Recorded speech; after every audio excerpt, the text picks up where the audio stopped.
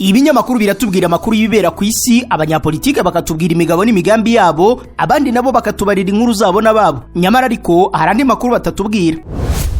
Ayo makuru na ya kampani Rubavu Buy and Sell Limited. Ngiyi kampani yizewe mu kugura no kugurisha ibibanza n'inzu mu buryo bwihuse. Ikorera mu burengerazuba bw'u Rwanda, by'umwihariko mu mujyi wa Rubavu ndetse no mu karere ka Musanze. Uretse kugura no kugurisha inzu, inabafasha kugura ibibanza no kubigurisha, ikanabafasha kubona apartment zo kubamo by'igihe gito cyangwa kirambye, ikanabafasha kuzamamaza. Ku bindi bisobanuro waduhamagara kuri 0782 42 43 82 cyangwa ukatwandikira ku mbuga nkoranyambaga zacu, hose twitwa Rubavu Real Estate. Rubavu Buy and Sell Limited, your trusted real estate partner.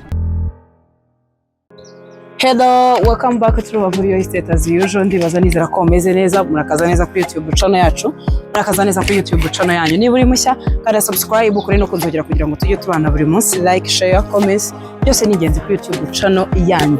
Mwibutsa ko dufite n'izindi mbuga nkoranyambaga wadusangaho TikTok, Instagram, Facebook na YouTube, hose amazina namwe ni Rubavu Real Estate. So as you can see, hano muri background ngira ngo murabona ko harimo inzu nziza cyane. Hano turi mu mujyi neza, mu mujyi wa Rubavu, hafi na station Marine, nka metro 100 zonyine.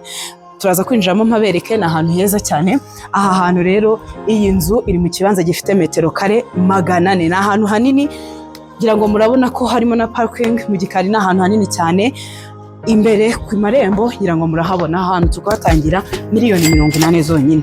Duhamagare cyangwa twandikire mu bambere, iyi nzu ikagucika. Iyi nzu ifite ibyumba 4, ikagira salon na salamanje, ikagira amadusha 2 n'amatoilette 2 mu nzu, ifite igikoni kigezweho, ifite igikari kinini cyane, ibikorwa remezo byo amazi n'umuriro byo bimazemo igihe, ibyangombwa birahari, ugura uhita ukorerwa mitasiyo. Kuri $180,000 zonyine uraduhamagara kuri nimero ubona kuri screen yawe, cyangwa dusange ku mbuga nkoranyambaga zose dukoresha, nazibabwiye dukoresha amazina amwe ni Rubavu Real Estate. Rubavu Buy and Sell Limited, turizewe cyane mu kugura no kugurisha ibibanza n'amazu.